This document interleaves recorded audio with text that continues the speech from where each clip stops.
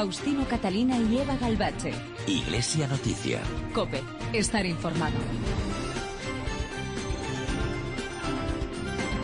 Buenos días, hoy es 26 de julio, último domingo del mes 7. Es tiempo de noticias. Les ponemos al día de la actividad del Papa en las últimas jornadas, así como de lo que ocurre en nuestras diócesis o fuera de nuestras fronteras. Hacemos Iglesia Noticia con Cristina Sendra en la producción y Óscar Gómez en el control de sonido. Comenzamos con el avance en titulares de algunas informaciones con Amparo Latre. Dos encuentros han marcado la agenda de la conferencia episcopal esta semana, el mantenido entre el presidente Monseñor Ricardo Blázquez y el rey Felipe VI y el que tuvo lugar entre el secretario general José María Gil Tamayo con el ministro de Educación. La conferencia episcopal reivindica que se respeten los acuerdos Iglesia-Estado y que la asignatura de religión sea de oferta obligatoria y de libre elección también en bachillerato. Día grande ayer en Santiago de Compostela con la ofrenda al apóstol a cargo del presidente de la Xunta y las palabras y bendición final del arzobispo Monseñor Julián Barrio. Encuentro internacional de la familia teresiana de Enrique de Osó que está teniendo lugar en Tortosa y Ávila. Con la asistencia del Papa se ha celebrado en el Vaticano el encuentro Esclavitud Moderna y Cambio Climático, el compromiso de las grandes ciudades con la asistencia de alcaldes de 70 ciudades del mundo. El Tribunal Supremo pakistaní ha suspendido la orden de ejecución de Asia Bibi, una cristiana acusada de blasfemia. Faustino Catalina y Eva Galbache. Iglesia Noticia. COPE. Estar informado. El secretario general y portavoz de la Conferencia Episcopal, José María Gil Tamayo, y el presidente de la Comisión Episcopal de Enseñanza, Monseñor César Augusto Franco, se reunieron el pasado jueves con el nuevo ministro de Educación, Íñigo Méndez de Vigo, para pedirle que cumpla los acuerdos firmados entre la Iglesia y el Estado en lo que se refiere a la asignatura de religión.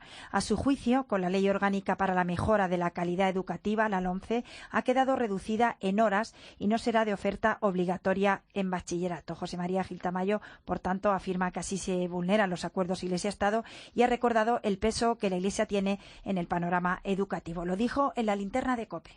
Luego, la Iglesia tiene un peso, tiene una realidad en el sistema educativo español con la que hay que contar. Y yo creo que esto ha fallado a la hora de crear la ley orgánica, de forjarla. Le hemos hecho saber al ministro y al secretario de Estado nuestra preocupación también. O sea, la Iglesia, independiente de la Iglesia Católica, en España hay 2.601 centros católicos, de los cuales 2.453 son concertados, que ahorra al Estado casi 3.000 millones de euros.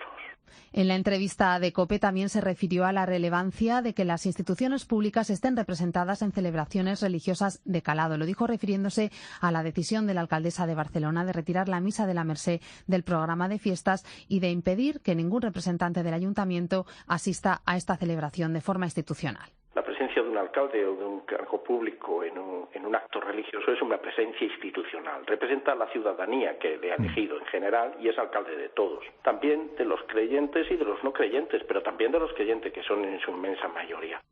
La familia es uno de los principales objetivos de la pastoral de la Iglesia, actualmente de un modo especial debido al sínodo sobre la familia que tendrá lugar el próximo octubre en el Vaticano. Las líneas guía del Instrumentum Laboris sobre el que se reflexiona en las diócesis son los desafíos, la vocación y la misión de la familia. Gil Tamayo. Yo creo que se ha perdido una oportunidad de oro y yo creo que se han olvidado principios, no sé si por votos, pero al final se han perdido no solo los principios sino los votos. También en Aragón los obispos denuncian la vulneración de derechos que acarrea la nueva legislación sobre la asignatura de religión. COPE Zaragoza, Marta López. Los obispos aragoneses creen que reducir el peso de la asignatura de religión de 2 horas a 1 a la semana hace muy difícil desarrollar su contenido. El arzobispo de Zaragoza, Monseñor Vicente Jiménez, cree que la decisión del Departamento de Educación aragonés vulnera el concordato entre el Estado y la Santa Sede. Son diferencias sustanciales. Sí. Nosotros nos movemos en el nivel de aplicación de los acuerdos Iglesia-Estado, que tienen rango de ley orgánica y de ley internacional, y entonces queremos movernos en ese escenario. Creemos que no se puede desarrollar con calidad el currículo aprobado y segundo, que quedan en una situación laboral muy precaria los profesores, los trabajadores de religión.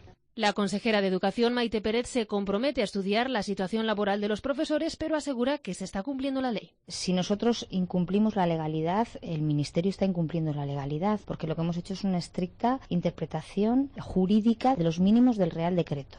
1 hora a la semana es el mínimo que permite la LOMCE. El Gobierno de Aragón admite que si pudiera la dejaría fuera del horario lectivo como asignatura no evaluable. Si al principio hablábamos del encuentro entre la Conferencia Episcopal y el Ministerio de Educación, nos referimos ahora a la reunión que mantuvieron el pasado miércoles el presidente del Episcopado, Monseñor Ricardo Blázquez, y el rey Felipe VI. Una cita que se enmarca en el contexto de los encuentros habituales entre ambas instituciones. Allí estuvo nuestra compañera Carmen Lavallén. Me alegro mucho de verle, le dijo el cardenal Ricardo Blázquez al estrechar la mano del rey, que el miércoles le recibía por primera vez en Zarzuela, un encuentro que el presidente de la Conferencia Episcopal Española agradecía a Felipe VI y que forma parte de los encuentros institucionales que mantiene el rey. Se trató de una reunión cordial y pausada, según la definió el propio Blázquez, quien a la salida dirigió un mensaje de solidaridad a los 3 periodistas secuestrados en Siria. Todos estamos con el corazón en un puño en relación con los periodistas que en Siria, vuestros compañeros nuestros también, que están pasando por esta situación de gran incertidumbre. Pido por ello, señalaba Blázquez al término de la reunión con el monarca, de 1 hora que transcurrió, según explicó, en un clima de gran confianza y que le produjo una gran satisfacción. En la festividad del Santiago Apóstol, ayer sábado, tuvo lugar la tradicional ofrenda, que este año corrió a cargo del presidente de la Xunta, Alberto Núñez Feijóo, como delegado regio. En su respuesta, el arzobispo de Santiago se refirió al ejemplo de los apóstoles para testimoniar nuestra fe y pidió que no demos la espalda a las persecuciones religiosas que sufren los cristianos en diversas partes del mundo. Además, Monseñor Julián Barrio pidió por las familias que en estos momentos sufren las consecuencias del paro. Paula Pájaro, COPE Santiago. En su homilía durante la celebración de la misa de la solemnidad del apóstol, el arzobispo de Santiago ha querido recordar a los perseguidos por ser cristianos, también a las familias en dificultades económicas, a los parados o a los inmigrantes. Monseñor Julián Barrio asegura que la Iglesia ha de preocuparse especialmente de los más débiles y apela al coraje moral como garantía de una sociedad con futuro. El testimonio del apóstol Santiago nos motiva a vivir los valores del Evangelio, convencidos de que el cristianismo favorece la vida espiritual de las personas y de los pueblos, iluminando la dimensión cultural, social, económica y política para volver a la verdad del hombre. Necesitamos coraje moral para salir de la irresponsabilidad, del escepticismo y de la insolidaridad. El delegado regio en esta ocasión fue el presidente de la Xunta, Alberto Núñez Feijóo, designado por el rey, fue el encargado de realizar la ofrenda al apóstol. Pidió al santo protección para los españoles y para el rey como garante de la España que nos une y apeló el presidente precisamente a la unidad para afrontar las dificultades. Con el botafumeiro y tras la comunión sonó el himno al apóstol Santiago, que fue el broche a la ceremonia. Una ceremonia que congregó a miles de personas en la catedral y en los aledaños. Seguimos en la capital gallega, donde el Cabildo de la Catedral ha instalado un contador de abrazos en la tumba del apóstol, una herramienta que ayuda a conocer de manera más exacta el volumen de peregrinos que se acerca diariamente a la Catedral compostelana. Íñigo Landa. El objetivo de este contador de abrazos es tener una cifra más exacta de los peregrinos que cada día pasan por la catedral a abrazar al apóstol y de esta forma acercarse a una cifra real más allá de quienes recogen la Compostela. En sus primeros días de funcionamiento los números han sorprendido incluso al deán de la catedral compostelana, a don Segundo Pérez. Por ejemplo, entonces pasaron 5.500 peregrinos. Por ejemplo, antes de ayer pasaron 5.500 peregrinos a dar un abrazo al apóstol y ayer, antes de la misa de las 7, que fui a mirar el contador, habían pasado unos 3.700, de forma que la media de peregrinos que pasan a abrazar al apóstol diariamente, yo calculo que anda en torno a los 4.500. Diariamente anda en torno a los 4.500. Durante el pasado mes de junio llegaron haciendo el Camino de Santiago cerca de 36.000 peregrinos, son 2.000 más que durante el mismo mes del último año santo en 2010 y unas cifras que seguro se van a superar en este mes de julio que está a punto de terminar. El Arzobispado de Barcelona ha lamentado en un comunicado que la Eucaristía de las fiestas de la Mercè no aparezca en el programa de fiestas. Es una decisión de la alcaldesa Ada Colau, que también ha anunciado que ningún representante del Ayuntamiento asistirá a la celebración de forma institucional. Informan desde COPE Barcelona. Esta decisión, aseguran, rompe con la tradición de respetar las diferentes sensibilidades de los barceloneses, ya que muchos de ellos son católicos y valoran esta celebración. La fiesta rinde homenaje a la patrona de Barcelona, que motivó la creación en la ciudad del orden religioso de los mercedarios para rescatar captivos y hoy en día al servicio de los presos. Su origen se remonta al 1687, cuando Barcelona sufrió una plaga de langostas y la ciudad se encomendó a la Madre de Dios de la Mercè. Al superarla, la declararon patrona de la ciudad y desde el 24 de septiembre de 1868 se celebra la misa en la Plaza de la Mercè. Este año no será una excepción. Faustino Catalina y Eva Galbache. Iglesia Noticia. COPE. Estar informado. Aunque algunos estén ya de vacaciones, como podrán escuchar, la actualidad no para ni en verano. Por eso en COPE estamos ya trabajando intensamente para preparar el estreno de Herrera en COPE. Actualidad, opinión, entretenimiento, fósforos. Aproveche para descansar estos días porque juntos a partir del 1 de septiembre vamos a disfrutar de un curso apasionante. COPE. Estar informado. Faustino Catalina y Eva Galbache. Iglesia Noticia. COPE. Estar informado. Esta semana se ha celebrado en el Vaticano el encuentro organizado por la Pontificia Academia de las Ciencias sobre esclavitud moderna y cambio climático, el compromiso de las grandes ciudades. Alcaldes de 70 ciudades del mundo, junto a algunos representantes de las Naciones Unidas, han debatido sobre los cambios climáticos y la trata de personas. En la base de todo se encuentra la encíclica Laudato Si, que declara que los países y pueblos pobres son los que sufren el problema del cambio climático. A ello está también ligado el problema de la trata de personas. Paloma García Ovejero, corresponsal en el Vaticano, buenos días. ¿Qué tal? Buenos días. Pues exactamente, eso es lo que les propuso el Papa, la ecología humana. No se puede cuidar la naturaleza sin cuidar al hombre y viceversa. Por eso el cambio climático está ligado a la trata de personas, porque donde la naturaleza se destroza, el hombre tiene que huir y acaba siendo explotado. El Papa tuvo muy claro que lo que quiere es influir en la cumbre del clima de diciembre, que tendrá lugar en París. Y, bueno, los alcaldes fueron convocados por la Pontificia Academia de las Ciencias Sociales, pero el Papa quiso verles para decirles esto. Porque esta conciencia, si bien sale del centro hacia las periferias, el trabajo más serio y más profundo se hace desde la periferia hacia el centro. El alcalde de Nueva York, la alcaldesa de Madrid, la de París, Bogotá, Río de Janeiro, así hasta 70 ciudades de las más importantes del mundo firmaron el documento en el que se comprometían a ayudar al Papa a trabajar en estas dos direcciones. Pero sin duda, si hay algo que conmovió a todos, hasta las lágrimas en algunas ocasiones, fueron los dos testimonios con los que empezaron estas jornadas. Habló Ana Laura, explotada laboralmente desde los 17 hasta hace 2 meses, tiene 23, que consiguió escapar. Son 5 adultos, que es mi proxeneta, su esposo, sus 2 hijas, su hermana y 2 menores. ¿Qué es lo que te hacían? Me maltrataban física, psicológicamente, me hacían trabajar más de 20 horas, a veces nada más dormía 1 hora, 2 horas, todo el tiempo parada. De hecho, me tenía que dormir de pie. Sí, de pie, recargada en el burro de planchar. Ella tenía una tintorería donde se plancha la ropa. Lo más que llegué a aguantar fueron 5 días sin comer. Masticaba los plásticos con los que se cubría la ropa para por lo menos tener algo en la panza. También Carla, que ha sufrido abusos sexuales, tuvo que contar su historia.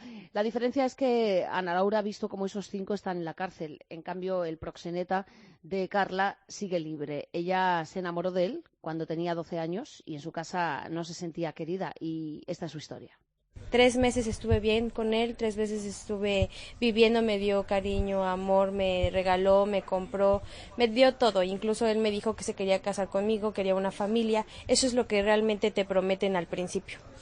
Después de eso, el chavo decide prostituirme, todavía tenía 12 años, y fue en Guadalajara la primera vez que me prostituyeron. La primera vez fue de 1 a 30 clientes en un día. Fueron 30 violaciones que fueron ya después siguiendo la semana, el mes, los años y hasta que llegaron 4 años. En ese transcurso de esos 4 años me pegaron con cables, con cadenas, con palos, incluso me llegaron a quemar con una plancha en mi parte íntima. Esto ocurrió en México. Son testimonios de 2 chicas de allí, pero denuncian que pasa en todos los países, también en España, detrás de clubes de carretera y detrás de muchas mujeres que no se atreven a contarlo. También para hablar de las esclavitudes modernas nos vamos a Inglaterra, donde la Conferencia Episcopal y la policía han creado el Santa Marta Group. Se trata de una potente alianza para luchar contra la trata de personas. Es una información de la corresponsal de COPE, Begoña Pérez. El Papa Francisco ha hecho de la lucha contra el tráfico de seres humanos una prioridad ante su pontificado. La creación del Grupo Santa Marta fue voluntad suya para coordinar esfuerzos a través de una alianza entre jefes de policía y obispos de distintos países del mundo. Uno de sus miembros es Cecilia Taylor Cámara, secretaria de la Oficina para Migraciones de la Conferencia Episcopal de Inglaterra y Gales. En una entrevista en la página web Bantuan Observatory, esta responsable advierte que hay muchas personas vulnerables a la explotación en nuestras ciudades. Según datos del Ministerio de Interior británico, solo en Reino Unido hay entre 10.000 y 13.000 víctimas de tráfico, pero las autoridades competentes apenas detectaron 1.748 casos en 2014. Muchos son objeto de la indiferencia general. Como católicos, defiende Cecilia Taylor, estamos llamados a defender los derechos y la dignidad de los pobres y vulnerables, no solo en nuestras ciudades, también en todo el mundo. Hablamos ahora de persecución religiosa. El Tribunal Supremo pakistaní ha suspendido la orden de ejecución de Asia Bibi, una cristiana acusada de blasfemia hace 6 años tras una discusión con unas musulmanas por tocar un cuenco para el agua, y ha aceptado estudiar la apelación de la condenada para revisar el caso. La comunidad internacional ha mostrado en numerosas ocasiones su apoyo a Bibi con varias campañas para su liberación o peticiones de países como España, Francia, Italia o Estados Unidos para que le sea conmutada la pena de muerte. Hemos hablado con Miguel Vidal, portavoz de la plataforma Más Libres, que ha colaborado con la defensa de Asia Bibi. Estamos rezando esta mañana delante de la Embajada de Pakistán en Madrid. Bastante gente, nos hemos reunido allí para rezar por la libertad, por la vida de Asia Bibi, cuando hemos recibido la noticia de que había concluido la primera jornada del juicio ante el Tribunal Supremo, el juicio definitivo que tiene que decidir sobre la vida de Asia Bibi, y nos hemos llevado una gran alegría porque la decisión del Tribunal Supremo de Pakistán ha sido suspender la aplicación de la pena de muerte de Asia Bibi y concederle una especie de libertad provisional. Es decir, Asia Bibi ya no está en el corredor de la muerte después de más de 5 años. Y si quiere, esta mañana puede salir de la cárcel y ir a su casa. Pero las condiciones de seguridad son muy malas y entonces la familia, ella misma, han pedido al tribunal que le permitan seguir estando en la cárcel hasta que llegue la sentencia definitiva.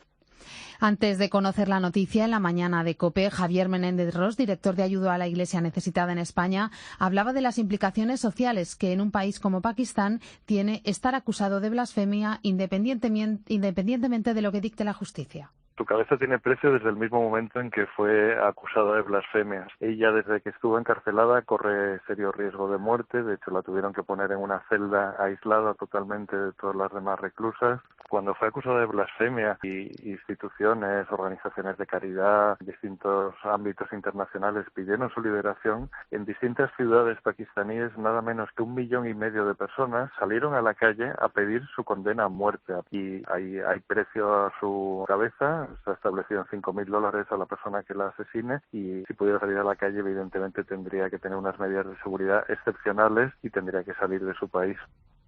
Pues Asia Bibi es también la protagonista del comentario de Paloma Gómez Borrero. La presión internacional, la movilización de cientos de miles de personas y la campaña organizada por ONGs católicas han hecho que Asia Bibi, tras 6 años de prisión, haya abandonado el corredor de la muerte.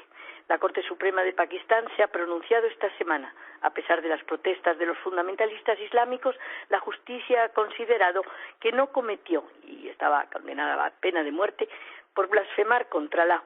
También se ha desestimado que atentara contra el Islam por sacar agua del pozo de su barrio, siendo Asia Bibi cristiana, la había sacado con manos impuras.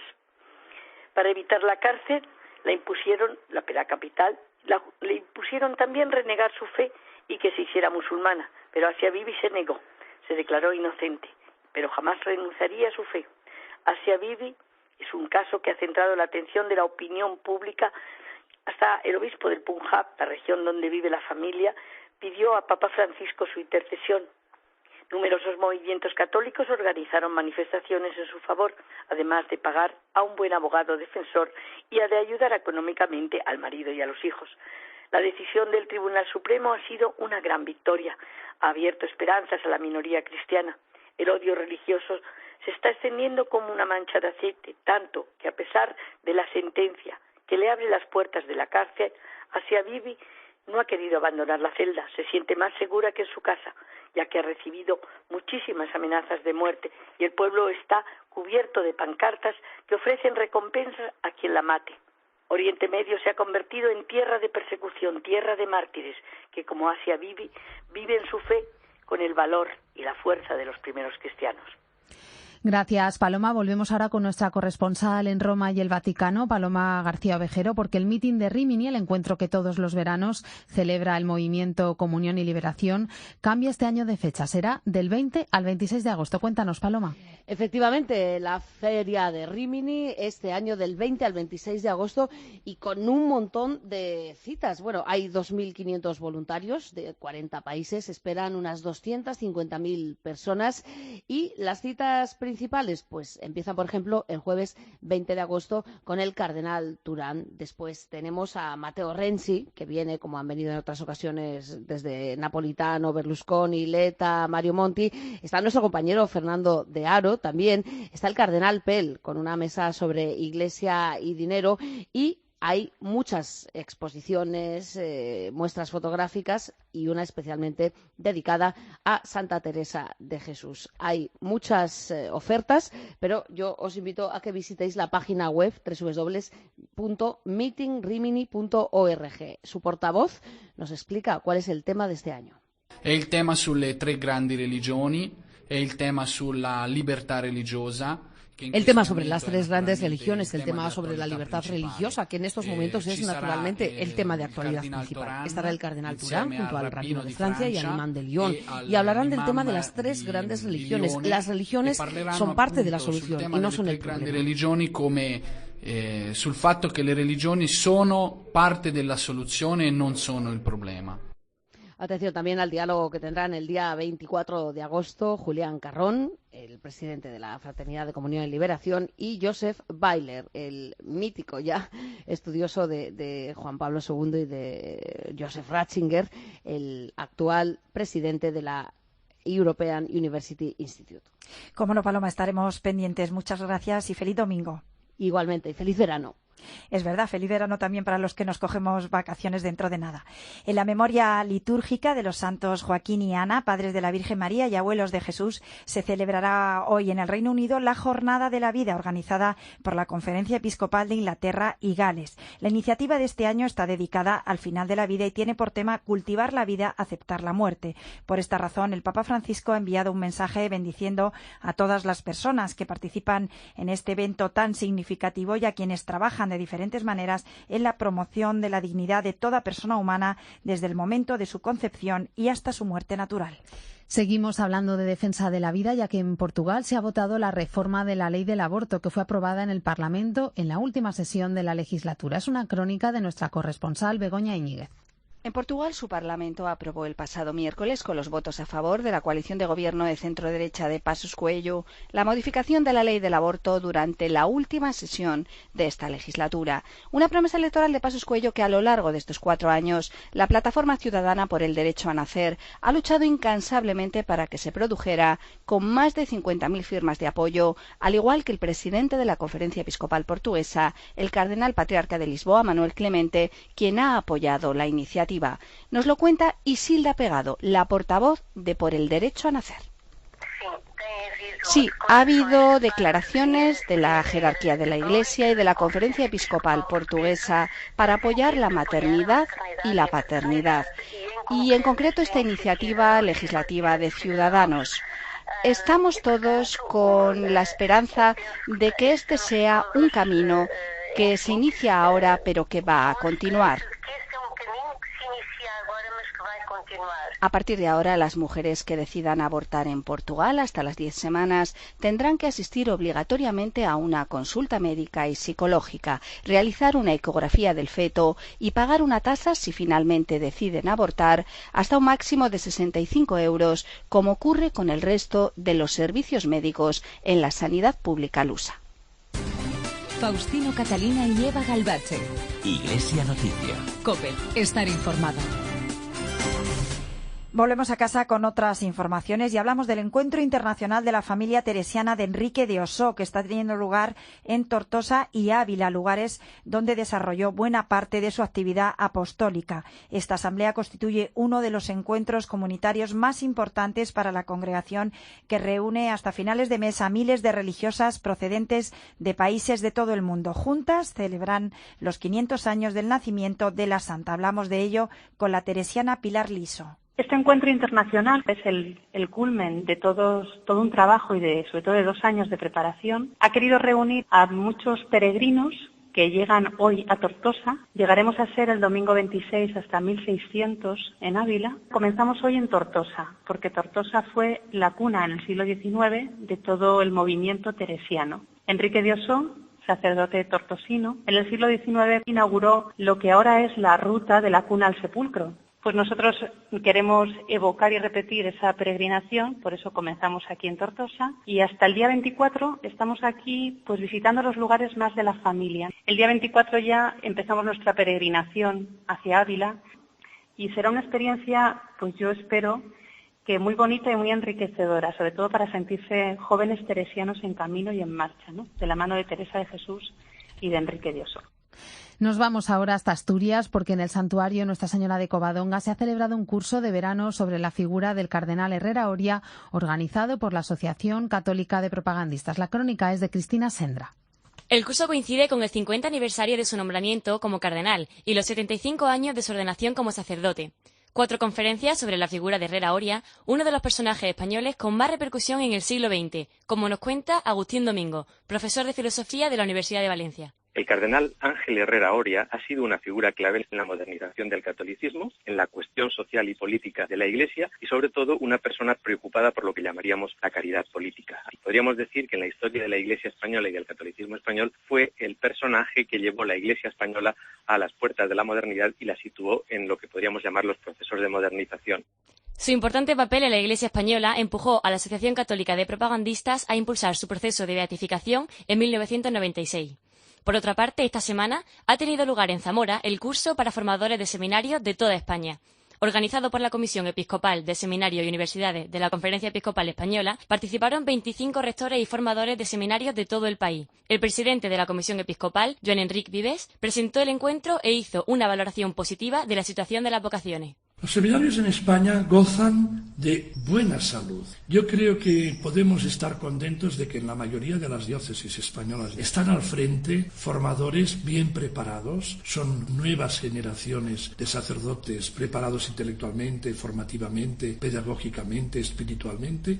También informó de los nuevos planes que desde la Santa Sede se promueven con el fin de otorgar una nueva formación para los seminaristas a nivel mundial. El Santo Padre Francisco quiere que se proponga a todos los seminarios del mundo un nuevo plan de formación, una nueva global visión de qué tiene que comprender la formación de los seminaristas, los futuros sacerdotes. En este sentido, desde la Santa Sede se impulsa una renovación, una revisión de los planes de formación.